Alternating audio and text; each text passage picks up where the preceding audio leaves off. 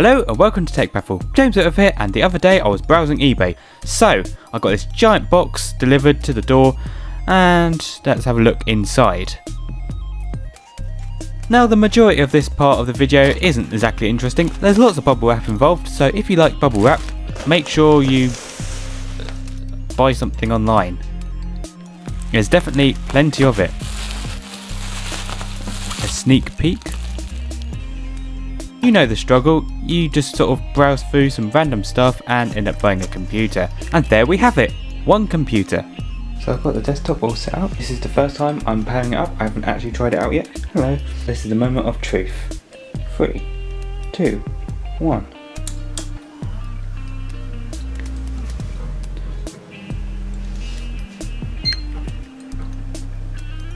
Do we have signal? We do. Hooray. Cortana, please be quiet. Yeah, it's just a standard Windows 10 setup. I don't know if you really want to watch all this or not. Now's our chance to open up the computer. So let's go ahead and do that. But yes, as nice as it looks, I think the wise idea is to turn off the computer before opening. Down here we have the Corsair VS450 power supply. I'm guessing the 450 stands for 450 watt capacity. Just up here we have the GTX 1050 Ti graphics card made by Zotac, and yes, it has one fan by the looks of it. Yep, and it has 4 GB of memory. We have the green case fan right here, the AMD FX CPU. It's the quad core one with the heatsink on it, obviously, and don't know if you can see it in this light, probably not, but around there is the 8 GB of Corsair Vengance RAM. Down here we have 1 TB of Seagate storage. This is the hard drive. I'm planning to get a SSD drive in the future, but this will do for now. It's very difficult to see, but just underneath the graphics card is the Wi-Fi card. It's absolutely tiny. But yeah, it's just got 2 antennas. Well, it's supposed to have 2 antennas on the back, but I didn't get the 2 antennas included, which is slightly annoying, but not the end of the world. On the graphics card, this is difficult to see, I'll turn it around a bit.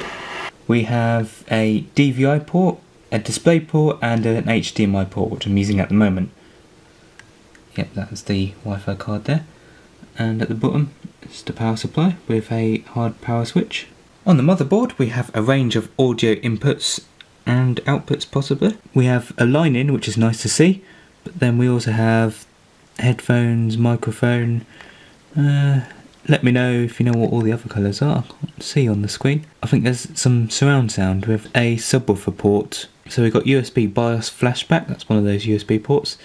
Obviously I've got a couple of things plugged in already. The Ethernet port, because I couldn't get my Wi-Fi working without the antenna. I'm using some power line adapters at the moment, so it's not really a big deal. We have a range of USB ports. Up here we have 2 USB 3 ports, and a nice little touch, we have audio output, which is optical, which is nice to see. So it's a fully fledged motherboard. Does anyone actually use these anymore, these mouse and keyboard inputs, these old school inputs? Does anyone actually use those? I swear they just put them on for the sake of it, because they haven't put any other. No, there's no sort of like serial port or something. It's just, I don't know.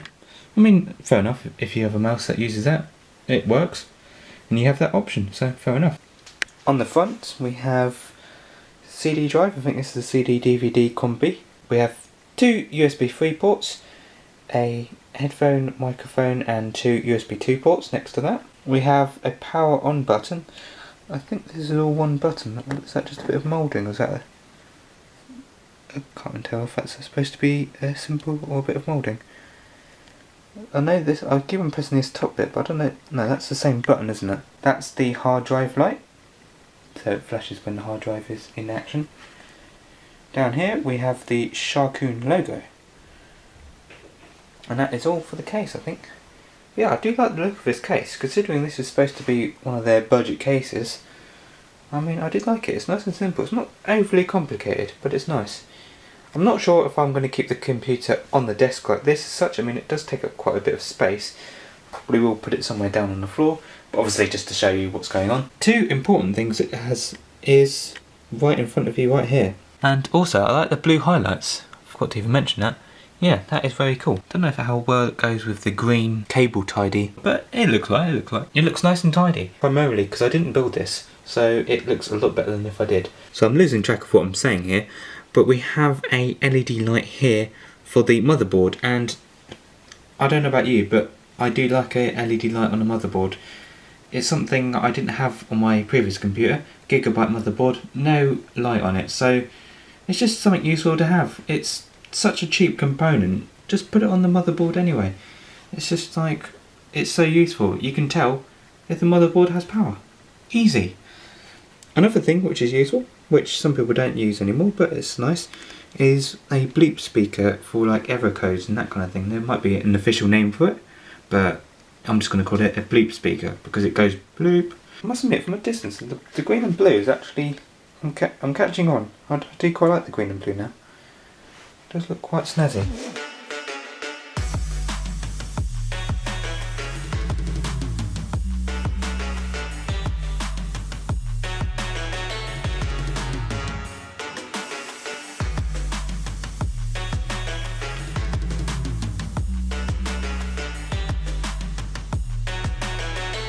This is a really bad place to stand because you can see that I'm holding the camera right in front of my face. All in all, I think it's a good purchase that I got. I'm quite happy with it. It's all nice and new, nice and fresh. It's not all dusty inside.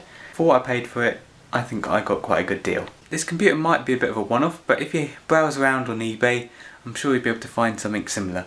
I did actually find a couple just like this computer right here, so there might be a few you can find that might be similar.